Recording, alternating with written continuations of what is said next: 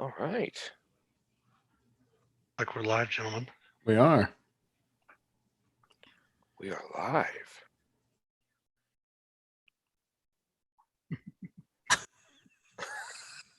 I didn't get a countdown or anything. Too busy getting no games 3, ready. 2, 1, nothing. Yeah, just, nothing. Just all right, boobs. Let's do this. we're Yeah. too busy preparing for the new virtual D&D weekend coming up. That's what it was. Where's the person with the take one? Right. Hello, all. How are we doing? We're good. How about Good, yourself? Good. As those of you that are in the chat currently can see, I am the one referred to as Professor Troy, and I am joined with by Professor John and Professor Mitch for this. I'm sure it will be an information filled, interesting ride tonight. We are part of the mentoring committee for the Heralds Guild. We wanted to come to you to bring you information on certain topics. This will be a monthly thing, so that we can talk about different things that come up at your game tables, the virtual weekends, what's coming up in the future, different rules changes, things like that. And this month, we have selected 3 topics. John is going to take a crack at explaining the use of safety tools and why we need them, why they're important.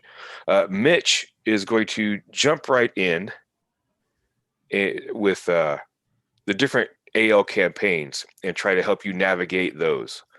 And I am going to discuss the ever popular and ever confused meaning behind DM empowerment.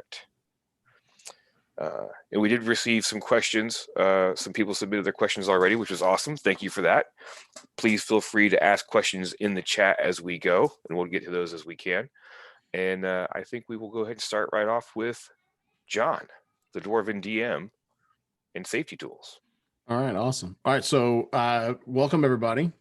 John Christian. I do go by the Dwarven DM in the community. I mean, it's pretty obvious why. I'm about as wide as I am tall, and I have a beard. So it was an easy leap. Tonight we're going to talk about safety tools. All right. There's some consternation in certain circles about it, some confusion in others. Then there's a resounding cheer from most of us actually out there about their inclusion at the table. So I'm hoping what I can do tonight is at least help de-obfuscate what they are and how we can use them at our virtual tables in addition to our physical play tables.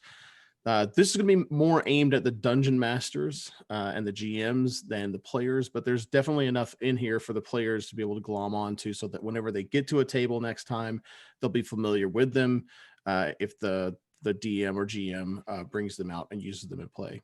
So the first thing that we want to talk about is what they actually are.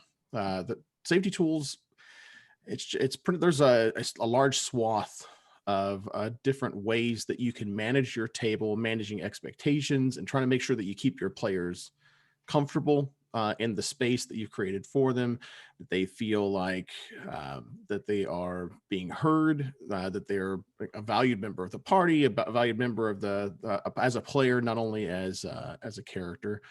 Sometimes there's content in certain situations in the games where, especially we've seen it recently with Rime of the Frost Maiden, where things kind of get dark, especially in some of the AL mods and some of the darker areas of the hardcover book, where we go from a PG to a PG-13, and in some areas possibly even go into an R rating in some of the material.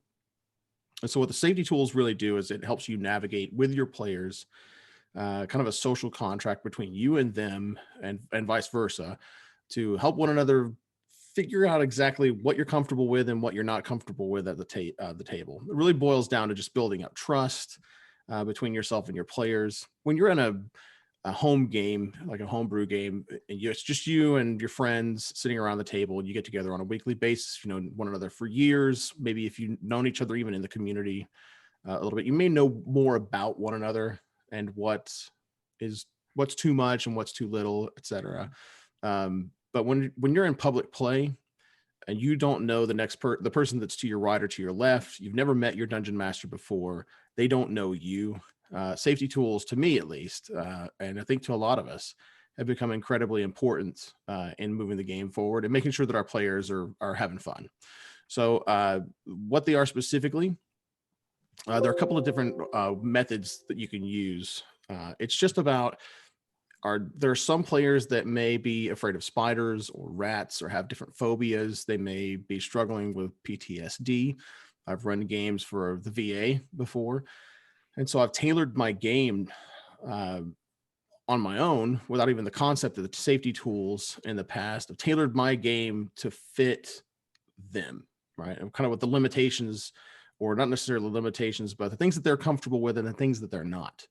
It's just about respect, right? Respecting them and respecting their boundaries, and vice versa. So PTSD is a big deal. So a lot of our conflicts are non-combat resolved at the VA. So some of it's talking, and some military veterans there, or a lot of people actually, are against any form of torture whatsoever in order to coerce information out of the bad guys, right? So if a player is uncomfortable with that, we need ways of keeping the play from grinding to a complete halt to resolve an issue like that.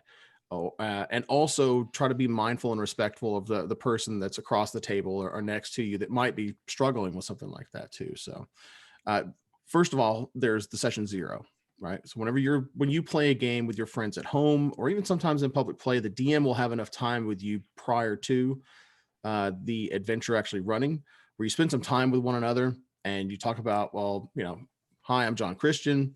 I'm usually really descriptive about combat and about blood and guts and vitria and things like that flying all over the place. And is everybody comfortable with that? Right. And just kind of having a good dialogue back and forth about, no, I'm not. And okay, duly noted, write that down. Well, that's one of the things that I don't want to cover. Is there anything that makes anybody uncomfortable? Anything that I need to be aware of?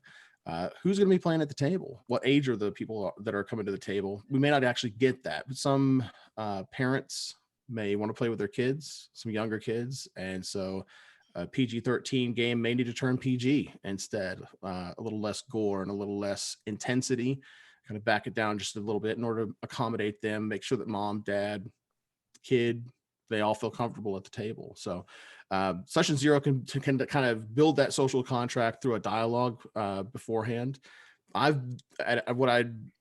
Before the concept of safety tools, which for me is like about 4 to 5 years old, that I've kind of heard it in the community circles. Before that, at the beginning of my games, I would, if I didn't know you, then I'll give you a quick speech saying, this is my style of play. Is everybody okay with that? And if you have a problem, let me know. You're not going to hurt my feelings. You can do it during play. If we're playing online, then you can private message me. You can whisper me in Roll20. You can DM me in Discord. Whatever you've got to do to get my attention and let me know, hey, I'm not really comfortable with this topic or the things that we're talking about. That's okay for you to let me know. So sometimes it's right before the game starts. It's about all you've got. But if you've got other tools in your pocket, you can actually use them during play. Things like lines and veils, is hard line. I don't want to talk about anything sexual, period. I'm terrified of rats. Please don't bring rats up in this. Okay, well, I can sub out a rat or reskin the rats that you were going to find with snakes or bugs or something else like that. And then the veils are the soft lines where we can talk about it a little bit, but if it's something sexual, like the camera kind of pans over to the lamp when things start happening. But we're not going to get graphic and start talking about anything like that at all, because in mixed company especially. There's also a rating system where at the beginning of the game, or whenever you publicize the game that you're going to run, I run the game as a PG-13. Most people really know kind of what a PG-13 means these days. So sometimes that's enough. Sometimes you let them know that it's a hard R, and people will either show up to your table or not. For those of us that are that run games for Baldwin, the default is PG to PG-13, never an R, because we're running games for a broad array of people from every culture, creed, religion, country. And so we just have to be really mindful of sensitivities out there, and try to tailor the game as much as we can to that.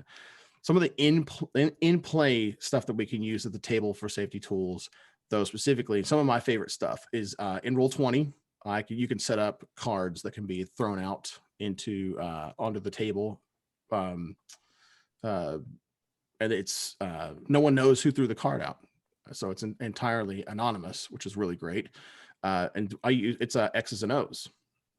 And the X card, if you throw the X card out, or if you're like and sometimes in person, some people will tap the X card, or they'll push it forward a little bit on the table to let as a subtle way of letting the GM or DM know, hey, I've got a problem with this thing that we're talking about. And so the DM it's DM discretion really, but you can stop everything that you're doing and you can have a discussion about it, or you could just pivot and play and migrate away from whatever it was. Sometimes that's tough though, because you may not know exactly what it was that kind of triggered that card being pushed out there. So you do the best that you can. And if it stays out, then you know that you still have a ways to go to kind of get away from the content that was making somebody uncomfortable. But then the O card is helpful because you push that O card out, it lets you know that, hey, the direction that you're going in, that's the right direction we were looking for in the first place. Moving away from this, moving more towards something else. Another card that I use that I really love is the N card, which is like we're nearing something. It's kind of like a warning card as opposed to a full-blown stop talking about this. So you can kind of fade to black, or like we said before, like it's pan the camera over to the lampshade or the lamp or something like that, right? One that I hadn't thought about at all that I really, really love also, if you're using the cards, is pause. Not stop, not slow down, but actually pause. And most of my players have used it, and I've used it as well for bio breaks. People need to use the restroom or things like that, then they throw the pause card out there. Because as a GM, sometimes I'll lose track of time because I'm so concentrated on the story or combat or things like that people have, they may need to remind me that we need to take a quick break for everybody to get up and stretch their legs and stuff like that too. So there are just so many different ways of doing it. There's no 100%, this is the only way you can do it, way of doing it. It really boils down to what works best for you, and what is the most helpful for your players, right?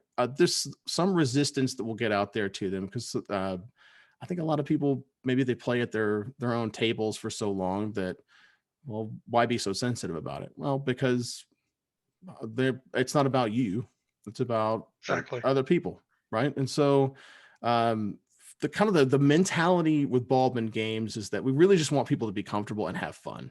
And it's really hard to have a good time and have fun if you're uncomfortable about something. So as a GM, I am incredibly passionate about, and I know that Troy and Mitch, Jenny, all of the other GMs that we've got out there are phenomenal GMs that are really, really passionate and really excited about making sure that you have a good time, making sure that you feel safe at the table that you're at, and that you don't get skeeved out or bugged out or anything like that at a table, because we want you coming back too, because we want to continue to have a good time and play more games with you. So GMs, my parting words of advice are not advice, but I kind of brought down from the Baldwin himself, and that is use safety tools at your tables, period. It's not really, it's not about how we feel about them. It's about how our players do, and making sure that we're taking care of them, because we're professionals, right? And so if you can't have the professional moniker without acting like a professional. So, and this is part of it too. So players, the thing I want to part from you with also is that the safety tools are for you, and they're also for the DM too, right? If two players are, having a really like dark conversation, or things are going downhill really, really fast, the DM has every right to navigate away from that and say, like, I have my own X card over here. I'm uncomfortable about this too, or I'm thinking in the best interest of my other players that may not be comfortable with throwing that X card out there, right? So DMs, we're going to talk about DM empowerment pretty shortly, and I would be willing to argue that Troy's going to agree with me that's part of the empowerment is taking care of your players that's priority one. So you are empowered to do so, take care of your players from any harm or anything like that at all. So that's kind of it. That's safety tools. I know we kind of got hit with safety tools a couple of months ago, and and it was kind of like all of a sudden, boom, let's do this, right? And it was the right thing to do, but there was still some confusion out there. And we'll provide some additional content and details out in the Discord community server. If you got any questions about it, that is exactly what I'm here for. That's what Troy and Mitch and Tim and Tony and Matt on the mentoring committee, that's what we're here for. All of the other DMs out there are here for you players. Many hands make light work, right? So that is it for me. Troy, I will take it, toss it back to you. All right. Thank you, John. That was awesome. Safety tools is one of those subjects that, like John mentioned, gets a little bit of short shrift here in some parts of the community. Oh, it's not needed. It's not necessary. And like he said, it's not up to you. Mm. If you use safety tools at every one of your virtual tables, if you use it at your in-person tables, at your home game, the games you run in the store, and they never get used, then guess what? Those safety tools did their job. Mm-hmm. Yeah. I personally like to have the cards available in game, especially since we're running so much online. You can create a little DM macro that your players can use. Just says whisper DM. Mm-hmm. And I always make sure, like they said earlier, to speak with your players ahead of the games, talk to them in your Discord chats, explain to them that you are about their safety, you are about them having a good time, you're about them having fun. They can do the cards anonymously if they want to. They can just easily click the DM macro button, whisper to the DM, and they'll say, "Hey, I'm having problems with this. Can we move on?" Just small things like that. Building that trust with your players as well is the big important part for those. Yeah, I mean, you can look at it like this. For those, if there's anyone out there that's still resistant and says that it's silly, right?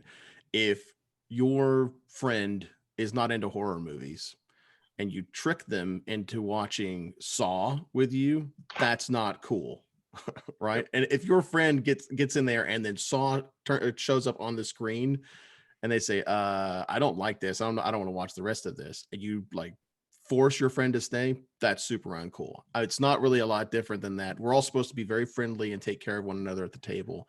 Yep. And people didn't sign up for Saw sometimes they do, man. So that's what they're into, but a lot don't. So just it's being cool, right? Being cool with your players and taking care of them.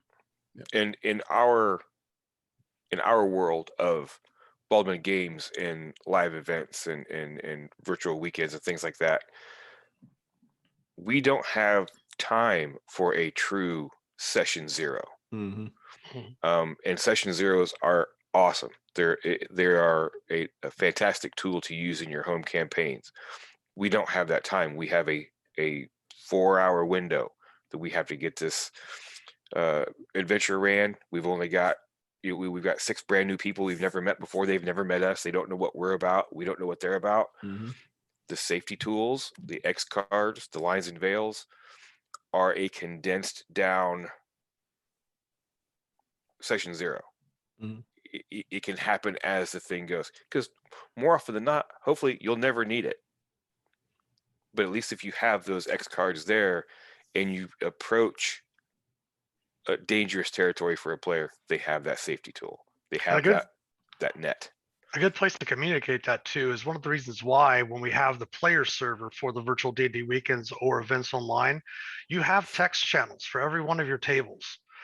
You really should be making sure you get in there, get your introductions in, and explain to your players, "Hey guys, I'm a safe DM. I understand that we need these safety tools. They're going to be available for you. If there's anything you want to DM me about or personal message me about beforehand that you might have issues, like, I'm not big with things that have white faces and different colored paint all over them. I'm going to say, that they might be afraid of clowns, or in my case, I'll just show you an example. Porcelain dolls freak me out. So I had a hard time running some of the previews for some of the recent modules. But those text channels are there for you to have those sessions, many session zeros if you can ahead of time. So definitely utilize those. Absolutely. Right. Well, I think next on the docket is me. I'm going to talk to you about DM empowerment because I think that's an awesome lead in with the safety tools, as John was saying, that we're about empowering our DMs to make sure everybody has a good time. So DM empowerment, what is it? Well, I think in order to really get into it, we first have to have an understanding of what the spirit of Adventurers League and organized play really is. And for me, it kind of goes along with D&D itself. There's 3 pillars to it. The first is the PCs are the heroes. The players are there to be the big darn hero of the show. Pillar 2 is this is a series of connected stories telling a campaign over, part of it is over this weekend. Part of it, the next part is another month away or whatever. But it's very much like your home campaigns, telling that big grand story with your friends. Well, this is just a little bit different because your friends might change at every table you go to, which is part of the cool thing. But they're all connected. The stories get you from the beginning to the end in a lot of crazy places in between. And the third pillar, and I kind of feel like they're all pretty equal, but the third pillar and the first pillar to me are the 2 big ones. The third one is the shared experience. So the PCs are the heroes of the story. You want them as a DM, you want them to do the cool stuff and have the big moments in the game. You want them to feel like the story revolves around them, and but that doesn't mean that a character or 2 might not meet a grisly end every now and then, but that shouldn't be your goal. You're not putting tick marks on your 6-shooter, how many PCs you've taken out this convention. It's all about their story. They're the hero. They're going to save the day. The connected stories. There needs to be a flow, some kind of a natural flow from one adventure to the next, at least in as much as how the adventures are actually written. Sometimes there is a disconnect between adventures. You can step in and kind of try to massage that a bit and try to make the story flow a little better for your tables. But these stories need to be connected. You want them to feel like they are in that continuous story, like a kind of a home campaign with possibly hundreds of different fellow players in that campaign. In the shared experience, this is the one that gets a little, rough at times for some, in some situations. It should not matter where the player is from. It should not matter who they've played with in the past.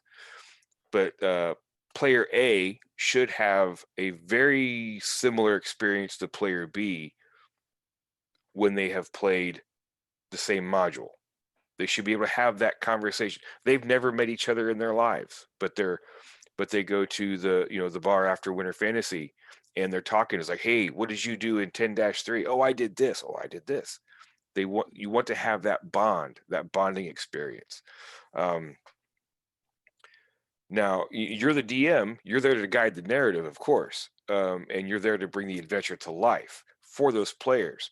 Your personal touches are what makes those adventures breathe for those players. The unique inside the common story. Each instance might be a little different than the other one, and that's fine. That's what we want. So to me, that's the spirit of AL. Now to the empowerment part. And I'm gonna read what it says right out of the AL guide. You make decisions about how the group interacts with the adventure, adjust or improvise, but maintain the adventure spirit. The setting, the general story, and prominent NPCs of the adventure should remain largely the same. If an adventure introduces other player characters to Casset, the plucky alkalite from Kellamvor that resides in Flan, your players should as well. Less important details such as the time of the year, the weather, they can be tailored for your group and the instance that is at that table at that time. That is directly from the Season 10 ALDM's guide. Now, you can adjust the encounter's difficulty by adding or removing thematically appropriate monsters. There's already boxes in those adventures that give you suggestions for that. If you have a weak party, take away a couple wolves. If you have a strong party, add a couple wolves, things like that. If you don't think that's quite going to do it, change the hit points, bump them up, or lower them, whatever the case may be. And you can do this mid-encounter. The players don't see that. It's all on your end anyway. Maybe the kobold they're fighting is actually a swole bald and he has maximum hit points and does maximum damage. They don't know that, but it makes that cool. You have four barbarians in your group. They're sucking up all this damage. You can hit them a little harder. You can push them a little bit more. Sub out a dire wolf for 3 or 4 regular wolves to give that much more juice for the encounter. Utilize your surroundings. You need the encounter to be a little bit tougher. Make the foes hide behind barrels or whatever to get cover. Or maybe they're swinging on chandeliers and they're harder to hit. Incorporate something that causes disadvantage. The patrons in the tavern are throwing plates and mugs, and it's causing the players to have disadvantage on their attacks. Give it that little bit of a twist. You still got the same story going. Give it that little bit of personal twist. If the game is bogging down because puzzles or the characters have decided to role play with an inconsequential NPC, drop some clues, drop some hints to that puzzle or that riddle. Give them a history check or an insight check to, oh yeah, I remember seeing that at a shrine a while back. That way they're not just standing there, doing the Zoolander beating on the computer scene. You give them that little push to help them figure it out a little bit. Boblin the Goblin is definitely a critical NPC, so don't change that NPC. I got your back, Jenny. But this is also not your place to test new monsters that you've created or your house rules that you like to use. This goes back to the idea, that tenet, that pillar of this is a shared experience. The core ideas of that adventure have got to be kept because that is the continuing story that these players are going on. Just because a dormant volcano would be a much better setting than the fallen Netherese city, that is not for you to change. They need to go to that Netherese city because you don't know what's coming in next month's release. You haven't read that yet. There's something there, could be, that they need to find. And if you take that away from them in some way, while it was probably an absolute blast to play through, and you did a phenomenal job doing it, now you've taken that story away from them a little bit because now they have a big gap, and they may not understand what was actually supposed to happen because you wanted to change it. If you want to change stuff or you want to make stuff like that, great. They have a program called Dungeon Craft. Write an adventure, publish it on DM's Guild, play it at a virtual weekend, show us what you've got that way, not during an AL mod because that messes with the story. Remember, like John said, and Mitch is right there with me on this, and so is all the rest of the BMG people. You are responsible for making sure all of your players feel welcome and have a good time. That is your key to empowerment. They need to feel welcome. They need to have a good time. They need to be seen and heard. That is what they're there for. They have come to you. They have entrusted their 4 hours to you to show them an awesome time. That's your job, that you need to do that. And that sometimes means you have to become an unexpected teacher of the game. Even if you're not there for a learn to play, you might be teaching someone how to play. Surprise. But if you do a good job, guess what? They're going to come back. They're going to come back to your table. They're going to come to my table. They're going to go to Jenny's table. And they're going to keep talking about how oh, my first DM was so and so, and they were awesome, and that's why I keep coming back. You want to be that person. You want to be that person for every single player at your table that you can be. You represent the BMG. You represent Heralds Guild. You represent Adventurers League, and you represent Wizards of the Coast when you're running these games with us and for us. And we take that seriously, and so should you. But you also should remember, we're all here to have a good time, right? Not just the players, but you too. And that's where, those little twists and unique bits that you put into that created story is where you can get your fun. It's where you can show what you've got. Give us this awesome experience within the confines of this adventure. Because it's not necessarily handcuffs. It's a challenge. It's Iron Chef. Here's your 10 ingredients. Go make a cool dish. Here's your adventure. Make it a cool experience. Challenge the players and the PCs. You're not their foe. You're there to tell a cool story along with them, not in spite or against them. The monsters you're running, but here's the key: you are their biggest fan. The monsters and the NPCs that you're running probably want to eat their liver. And that's where the divide is. But you still want to make sure you're weaving that awesome grand tale of adventure. And that, to me, is DM empowerment.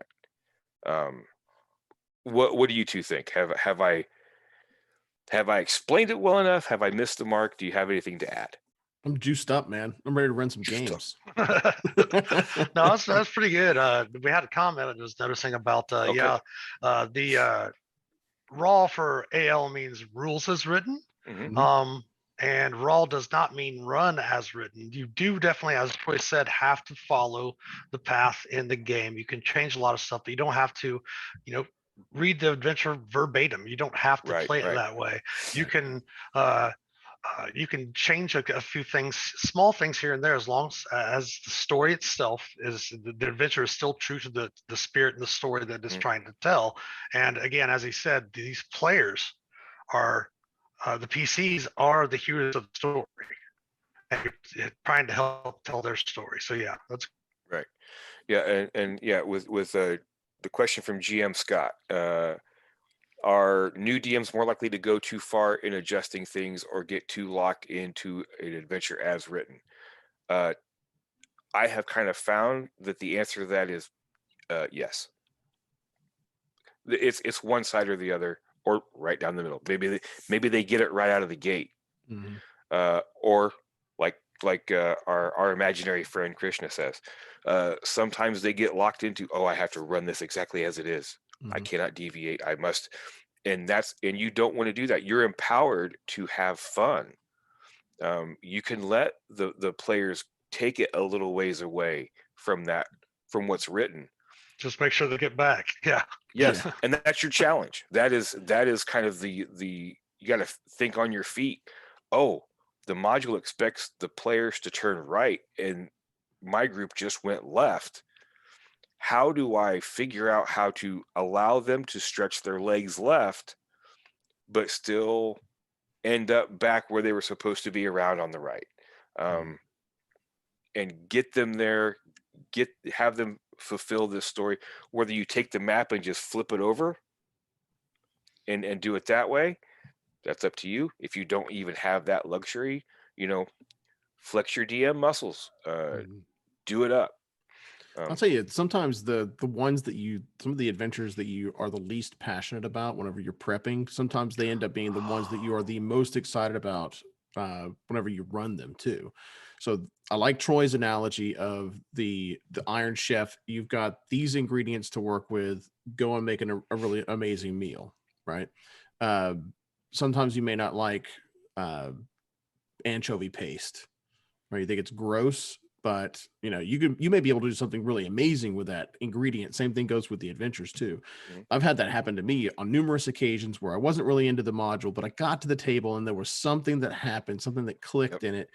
It was a lot of times it wasn't even me. The players, I fed off of the players, and I kind of bounced the ideas back. They bounced the ideas off of me and back and forth, and we collaborated and created a story that was really fun, really compelling, not just for them, but also for me. They helped me have a really great time. So just making sure that you're open to that too. I think that's really key in the empowerment. It's allowing your players to kind of help you craft the tale, that you don't have to own it 100%, because we've said it multiple times now, they're the heroes, right? Mm-hmm. So they may not have godlike powers that allow them to push the win button and win easily, but they can, if they want to swing from a chandelier that wasn't there 5 seconds ago, maybe there's a chandelier that's there now, or maybe there's a broken bottle they want to use in the tavern that you hadn't thought about being there, or whatever, right? Like letting them create some of the set dressing that you've given them, like the skeleton. Right. If they may need want to fill out the bones a bit with a bit more information. That's good stuff. Yeah. And GM Scott clarified. He was actually asking about experienced DMs who are new to AL. Now, I have noticed that I don't know how it works at their tables, but I have talked with a few that are new to the AL scene that have been DMing for a long time, and they do speak on, well, I would do this way different at your table, and that's great. I hope you would. But again, it's not a straitjacket. It's not handcuffs. It's just a certain way to do it. Organized play, whether it's Adventurers League, for Star Wars, for Call of Cthulhu, whatever it might be, there's trade-offs. For the ability to have these organized play events at conventions where you can take your characters, you can play with all the different kinds of people, all different kinds of DMs, there is a trade-off. You have to be able to tell the story that is in front of you, not verbatim as written in the module, but you have to tell that story in the organized play campaign. Mm-hmm. This isn't your home campaign. I'm sure you would do it completely different, and that's great. But again, flex your DM muscle, throw your tweaks, throw your uniqueness in here, but don't sit there and think, oh, I don't like this module at all, I'm rewriting the entire thing. Mm-hmm. You see that from some experienced DMs that come in that are new to AL, wanting to change stuff, not realizing that they can't, not necessarily having read the documentation. And if that's okay, not that way to go, I'm going to talk about, if that's okay with you.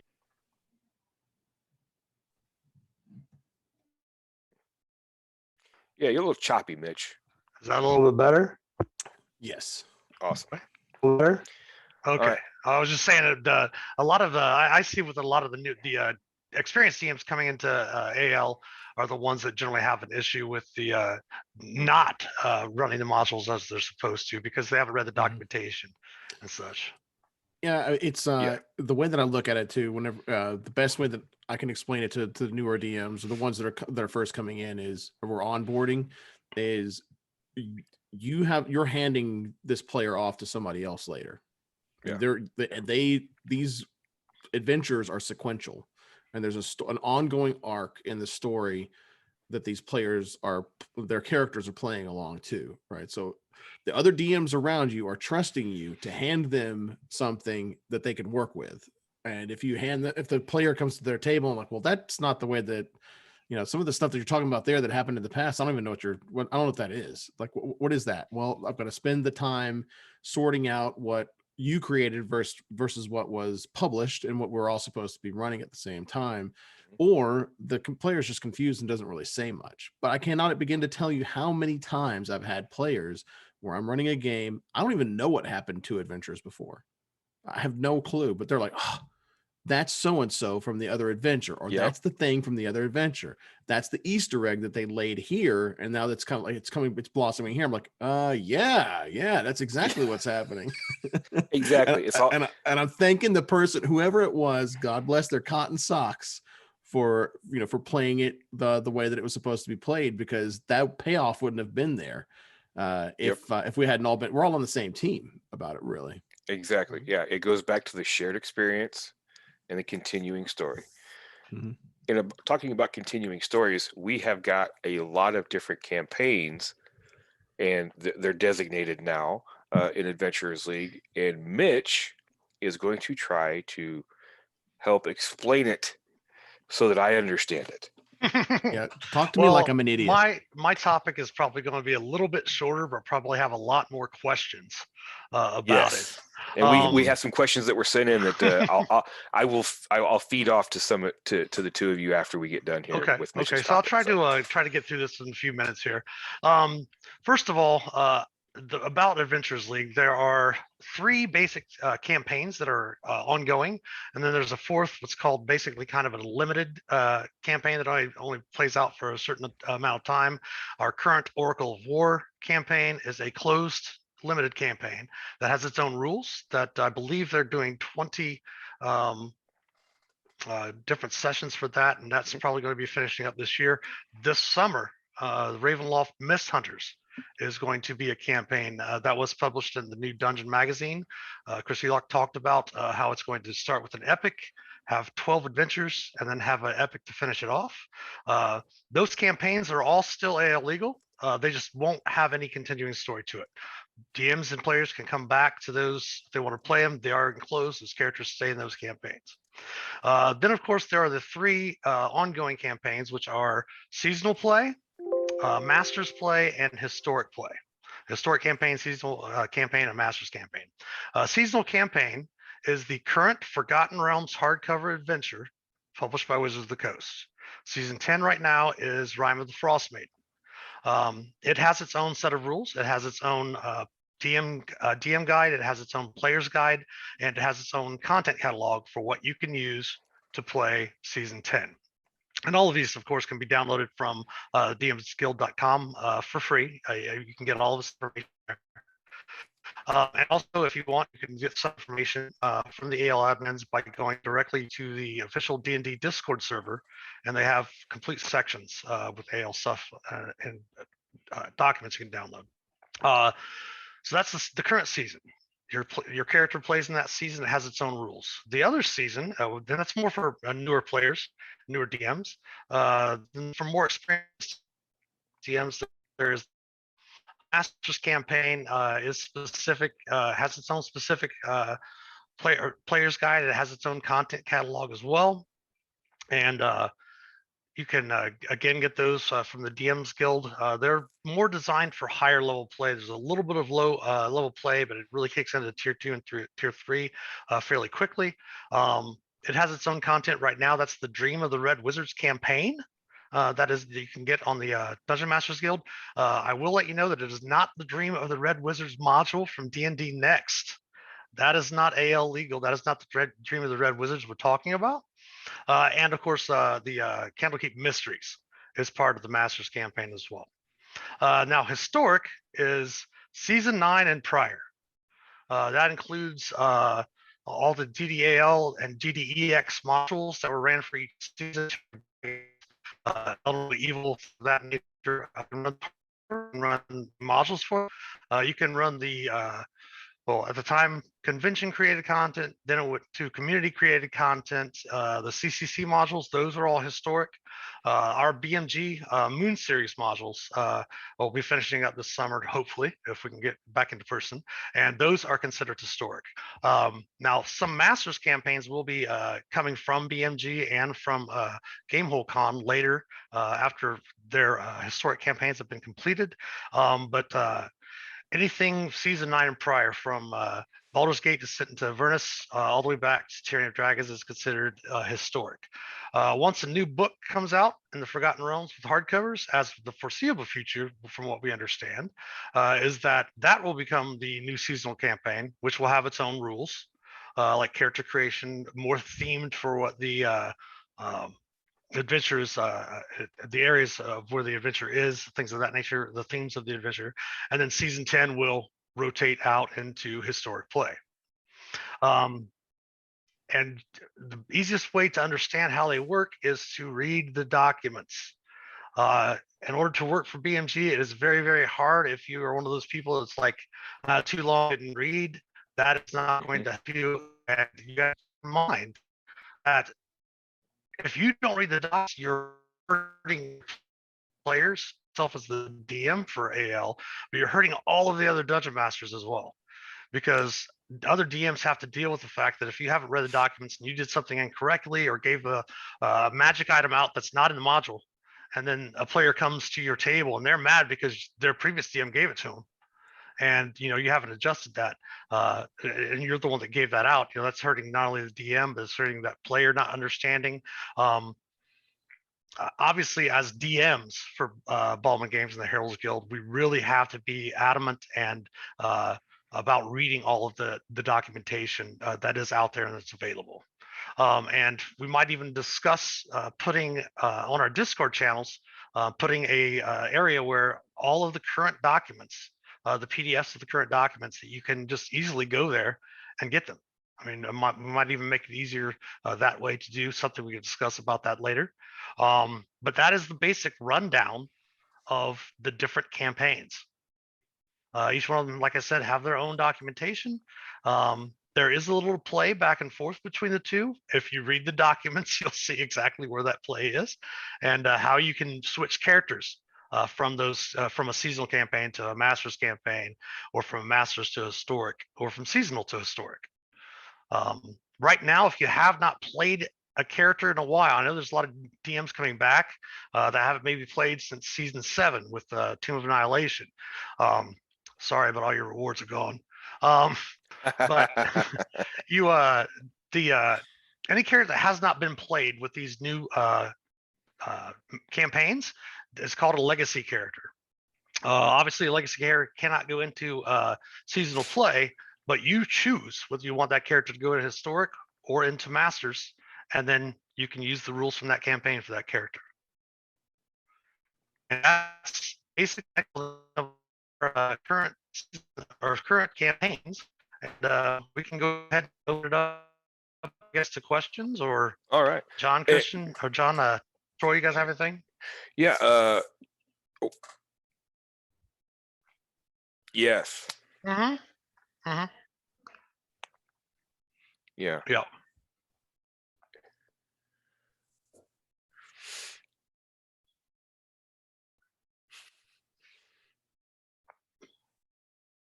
Mm-hmm. Yeah. Hopefully, maybe we could put him in the doobly doo on the for the YouTube video release of this. We can put him in there so that you guys can grab him. Yeah. Yeah. I think they're actually up in the on our Discord server right now too. Yeah. Oh, gotcha. Okay. Okay.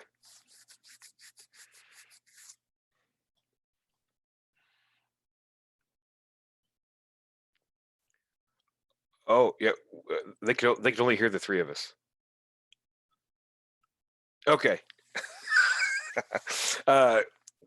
Oh, we have the new graphic. Okay, yeah, we're gonna put these two graphics to kind of explain how you can move from one campaign to the other. We're gonna have those available on our Discord servers. We're gonna put links to them in the description underneath the video for the YouTube, so y'all can find these and help you to explain how you can move from one campaign to the other. And this is the simplest of the graphics, and very pretty too. So you can start off your characters in seasonal. Once you hit level 5, you can jump to masters or historic if you wish. Just keep in mind, once you jump, you can't come back. And so that's it in a nutshell. That's the direction that the migration can flow from campaign to campaign. Then you've got the alternate out there that, like Mitch talked about, the limited campaigns. Those you can't jump to at all because, generally speaking, they are probably in a different world Mm-hmm. where there's some kind of a limiting factor, so you can't just jump over in there. And if we have any other questions about jumping from campaign to campaign, just go ahead and throw them up in chat or find us on one of the Discord channels and ask.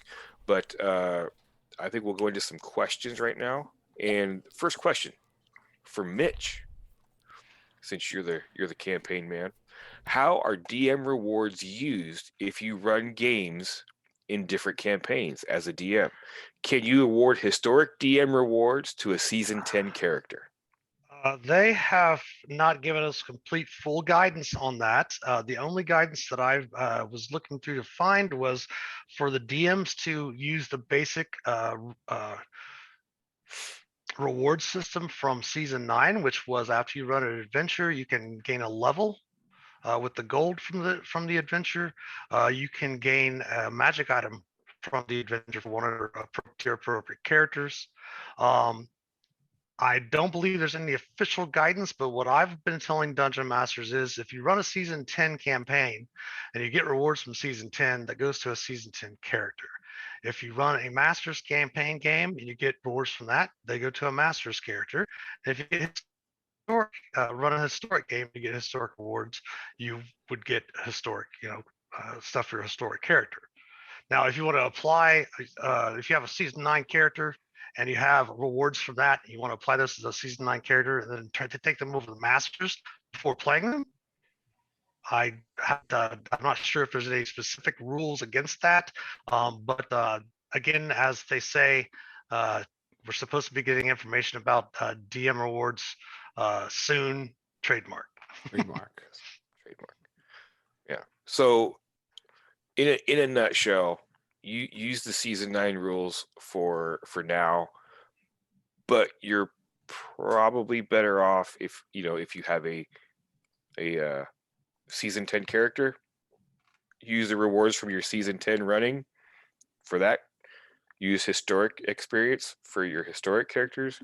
Use your master's experience for your master's characters, and just keep good notes. Yep. And you should be fine. Yeah, because once we get a full idea of what they're going to be doing for that, as I said, with your historic stuff, all of your characters are legacy until you play them in a campaign. You can use all your historic rewards from just the 2 seasons. That's all that's available now is season 8 and season 9, and apply this to one of your characters, and then hey, I'm moving the guy over to Masters. Mm-hmm. And Krishna does bring up an awesome point.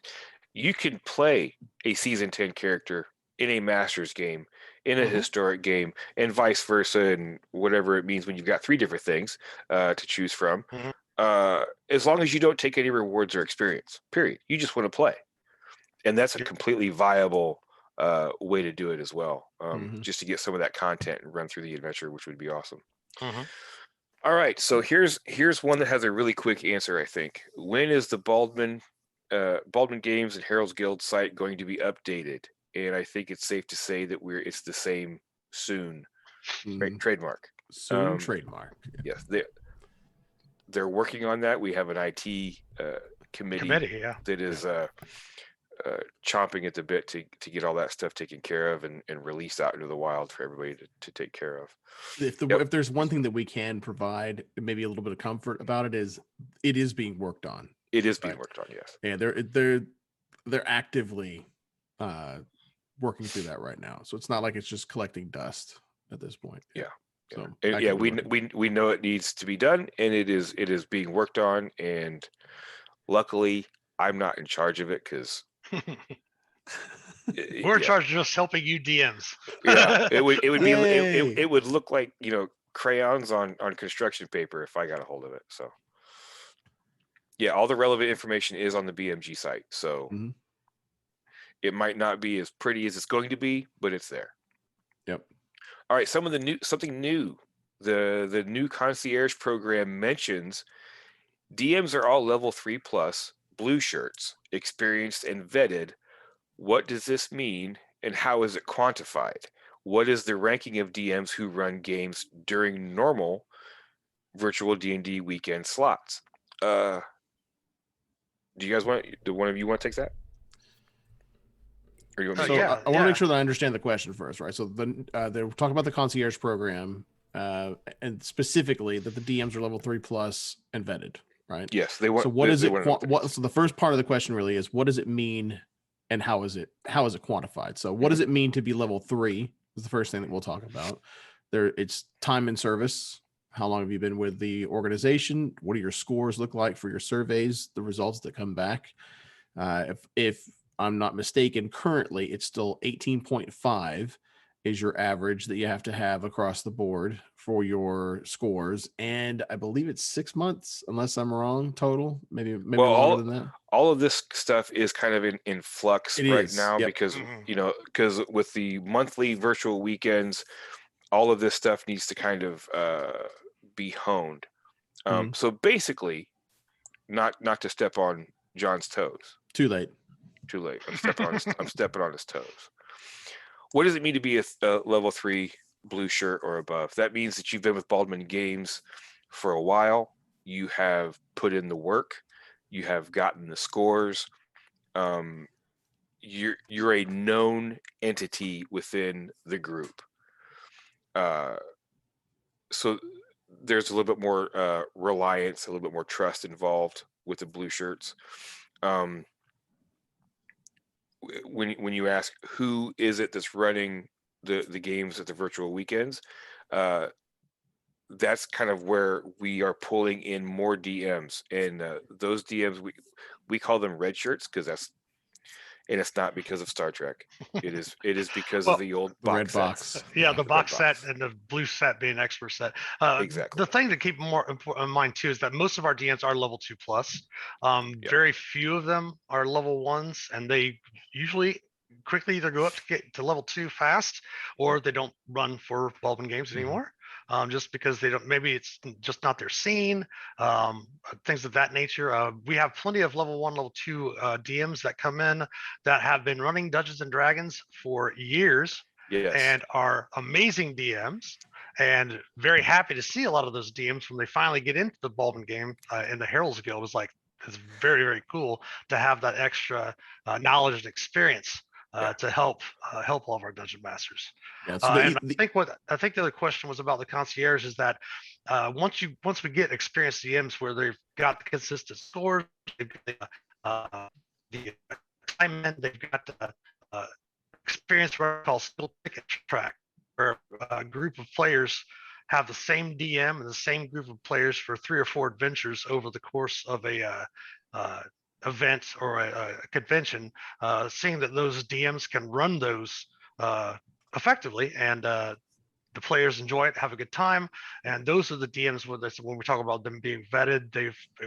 They're experienced DMs with Baldwin Games. They've ran DDXP tracks and are used to playing and telling a story over a very long period of time. Whereas if you come in as a level 1 or level 2, you do have to, earn your stripes, as they would say.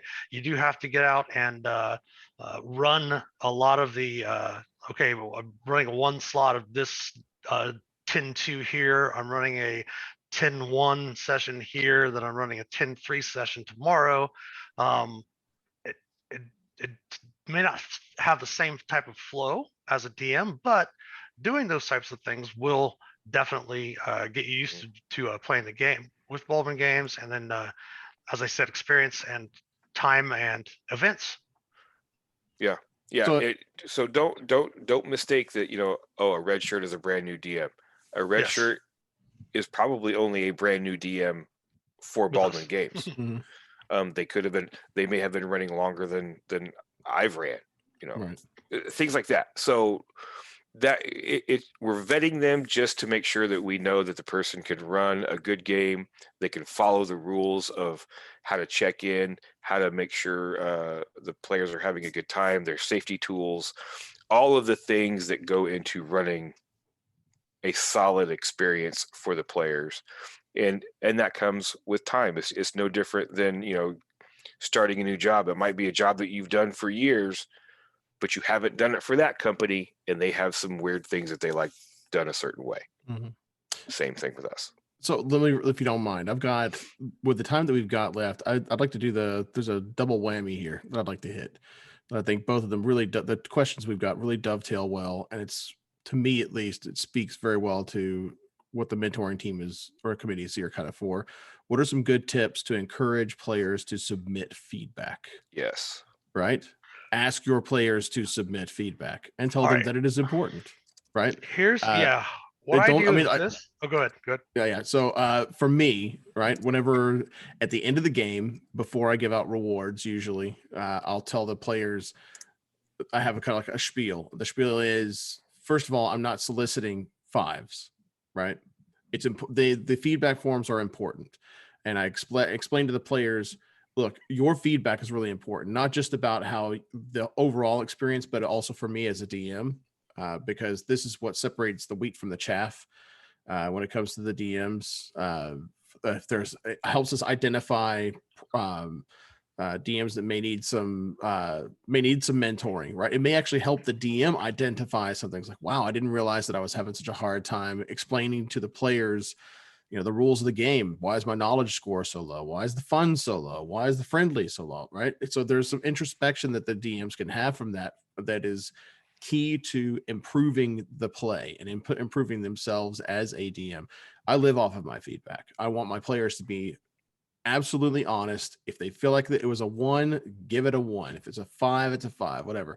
But I want to know how they felt about the game, because otherwise I can't grow as a DM, no matter how critical it is. Or sometimes it's hard, right? You feel like you blew it out of the water and you just didn't get the scores that you thought that you were going to end up getting. We all take it pretty personally. Like most of us that I've spoken to can take it pretty personally, right? But not in a bad, like, hopefully it's not in a bad way. It's all it is. It's the grain of sand that helps create a pearl, right? It's it's what we glom onto in order to actually improve. Mitch, what Yeah. did you want to say about it? Oh, I was going to say that's another thing too to keep in mind when you get your scores back. They're not an indictment of you. Mm-hmm.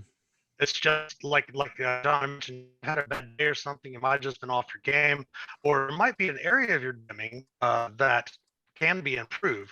And that's one of the things that obviously we're going to try to help with the mentoring and training committee. How I get players to give the response to get as much feedback, and I think Troy's just barely ahead of me on feedback sheets turned in or whatever. Well, we're not counting Christian's because he was in pre-counting mode before. Yeah. But what I always do to get them to turn the feedback in, especially it's gotten easy for online play. I just make a handout in whatever VTT I'm using, and I put the link to the survey in there. And just before I give them their rewards, at the height of the player's attention, when they're ready to find out what their loot is, what their their items are, and leveling and such, that's when I say, hey guys, well, I'm getting that stuff into your journals. Do me a favor quick. I had a little like that too about Ballroom Games. I said this is just for them to make sure that I'm doing my job, make sure that you're having a good time. And I ask that I don't get to see them, and be completely honest, be as honest as you can be on there, because that's not going to help anybody if we don't know that we're doing the proper job. And then after, it usually just takes them a couple clicks because it's all digital now, and they usually have it filled out before the time I even get all of their rewards into their journals from the VTT. Yep.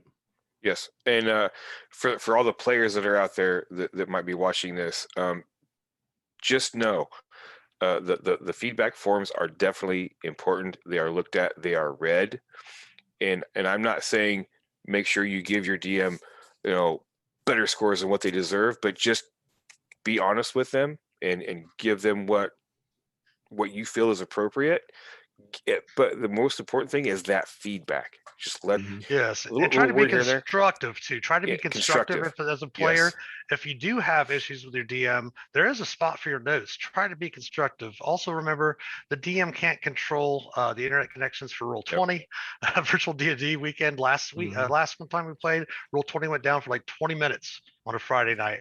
And the DM's not in control of the convention itself, how things are being ran. They're just basically in control of what's happened at the table. And again, keep in mind the DM might have just had a bad day. If you've had a bad day, remember that when you're filling out the notes, and make sure to try to be as constructive and helpful as possible, because that survey gets turned in. That does let the ballman know how the DMs are doing, and if you just had a small little slight disagreement with the DM, like I said, don't necessarily give them better scores than what they would, but definitely don't give them lower scores because of personal issue or something. Unless it's major, then definitely let us all know. yeah. And just know this, if we don't get those forms turned in, Dave will not give us cookies, and he may beat us. He's a very large guy, and Okay, so there's a part. So there's a part two to this that I think that's going to be equally important.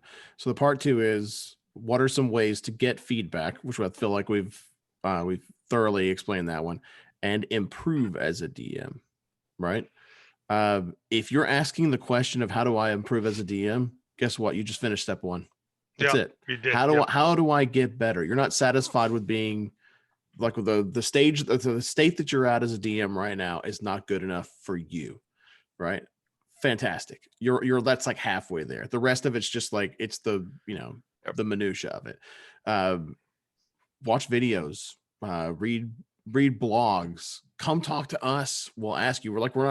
No one's saying in the mentoring team that we're like the best or the greatest or anything like that. It has nothing to do with that.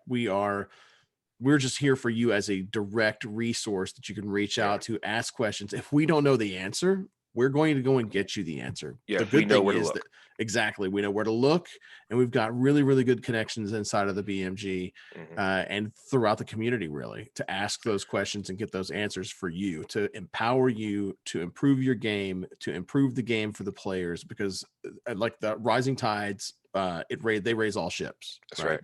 So as the bald man says himself. So for me, at least, how do you improve? That you're halfway there. Talk to people, ask questions, research, read, view, boom. That's I mean, that's the, unless you guys, what else do you guys have? We are discussing setting up a ticket-based thing on our Discord server for the Heralds Guild DMs. Ask questions. I know that sometimes when we discuss morning our mentor meeting, that a lot of times DMs feel uncomfortable asking questions. They don't want to be seen as not having the knowledge or not having that. It's the same thing with your players. We're safe for you to come to with those questions. We're not going to laugh at you. We're taking everything that you ask very seriously, and we are definitely considering, we're safe space for you to come, just as you need to create a safe space for your players. Absolutely. Yeah. And I think I don't want to assume I'm speaking for the other mentors, but for me personally, I wanted to become a mentor for a very selfish reason, because I want to learn from you. Yep. I mean, I've been doing this for a long time, but I'm always looking for new ways to do things. And me helping you might well help me as well. And we'll feed on that, and we'll all become better. Rising tides raise all ships. And that also leads us to another question. Is there some resource outside of Discord to help new DMs get advice or resources on how to run adventures? Yes, us. And we are developing new resources, and we're going to be producing videos. We're going to be doing all kinds of things, seminars. These shows that we're doing right now are for you to help raise up your skills and abilities and knowledge in how BMG operates and how Adventurers League flows, the new rules changes that will come down about AL. We are trying to be not a one-stop shop, obviously, because there's so many different ways out there to run a game, but we do want to be a resource, an in-house resource for you to come to. So please always be on the lookout for one of the three of us, Matt, Tim, and Tony, who we are hoping you'll be able to meet next month on the next office hours show. And also the other DMs out there. We're all a resource. Yeah, so I'm glad you mentioned that, right? Is that come to us, go to them too, right? That they wouldn't be on the mentoring committee if they weren't passionate about making sure that you out there were getting better at the game, right? Running the game, or even if it's like if you need somebody as a sounding board, you're struggling about something and you need somebody to reach out to, you had a bad game, you had a bad player, or had a player that you had a rough time with, or whatever.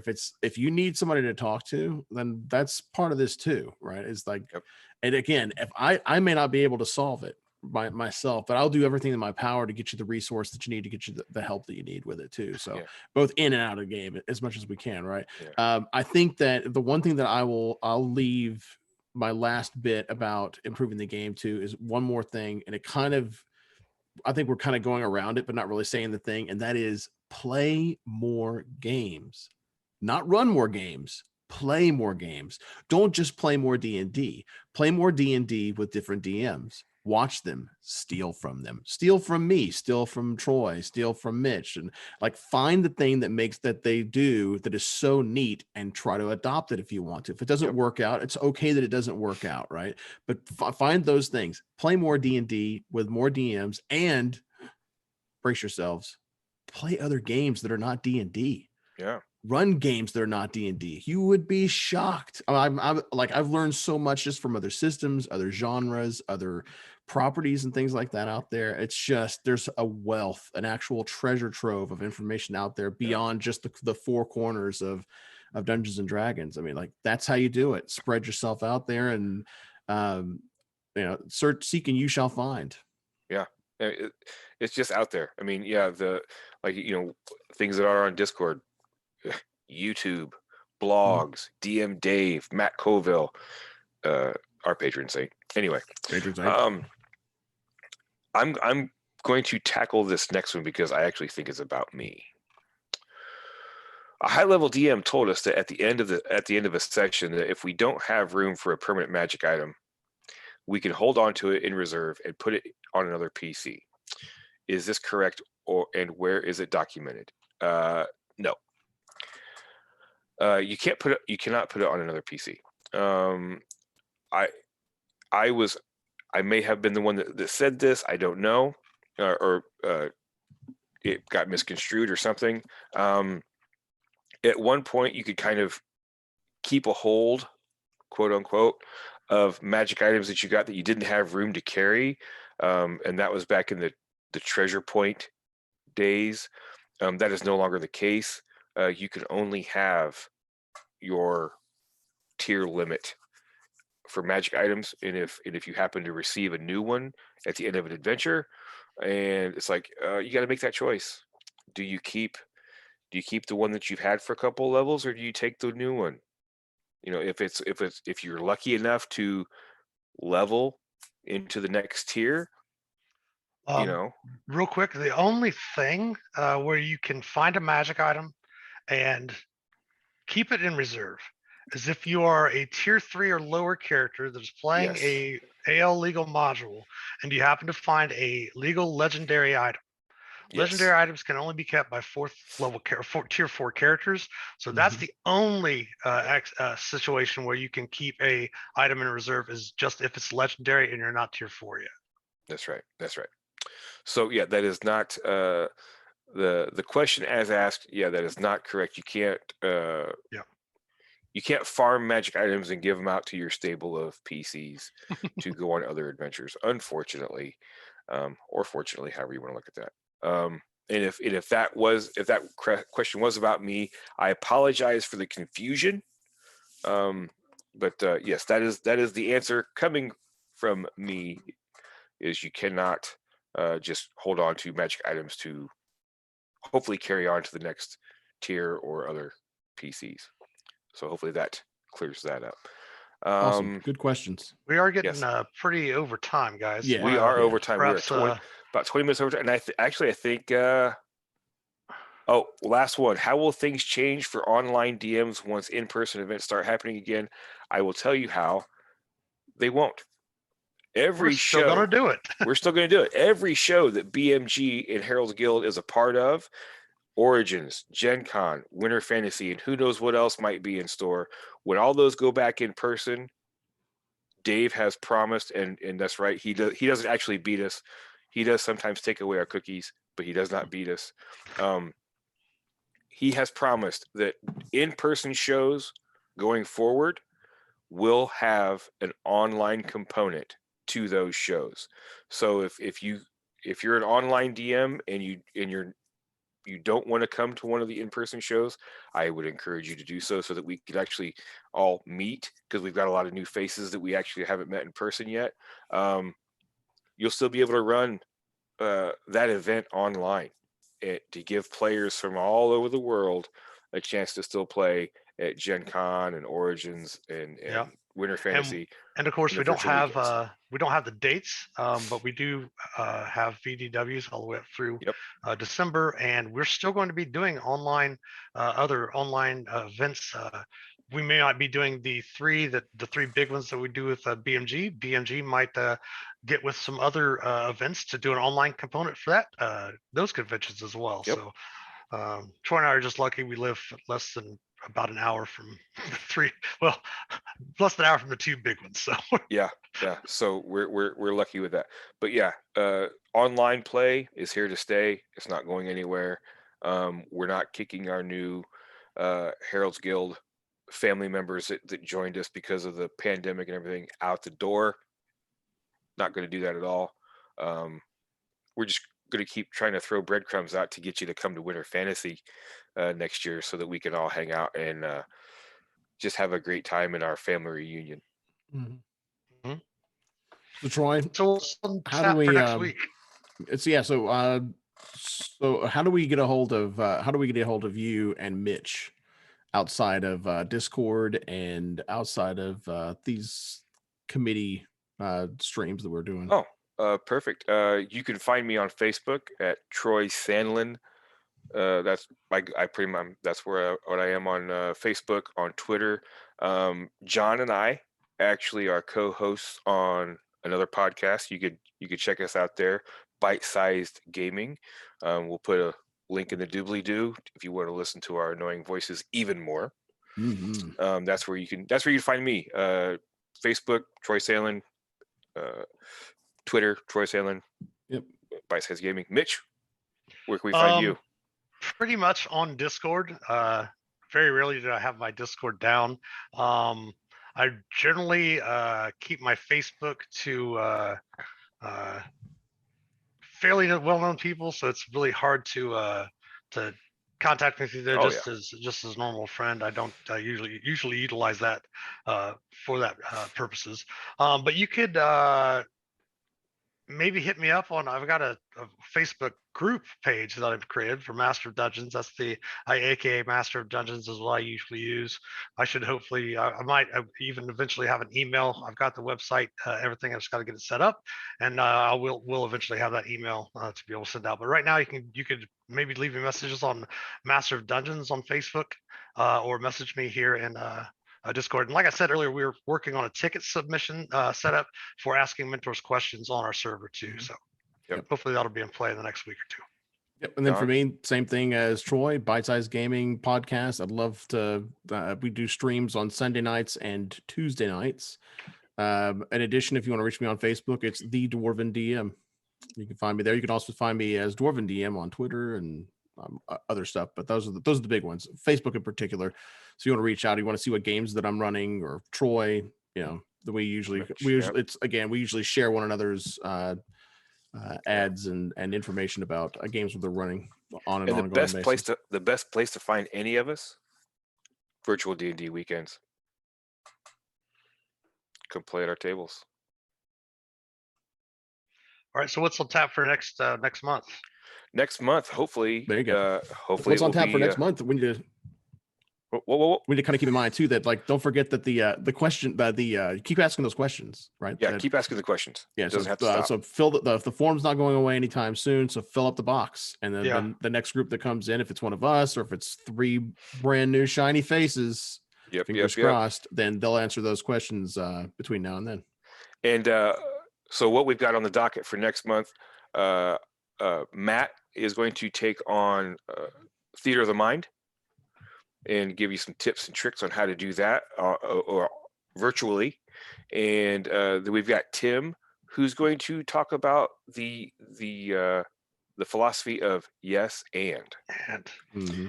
And we have not yet heard from Tony as her topic. Hopefully she will be able to be on next month, and whatever topic she's got is going to be good. I mean, she's going to be the news story lead for Moonshays, and she's been DMing for a while. She's written all kinds of awesome stuff. So whatever she decides on is going to be fantastic.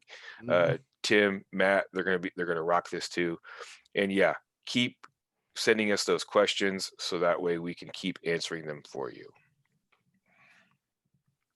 And I think that will, it is 26 minutes past the hour, and Mhm. I think it's time to close the office. Yep. Let's head to the bar. Let's head to the bar. Bye, guys. All right, everybody, have a Take good care, night. everybody. Have a great game, and we will see you soon. Yep. All right, and don't forget that next month you can catch The Office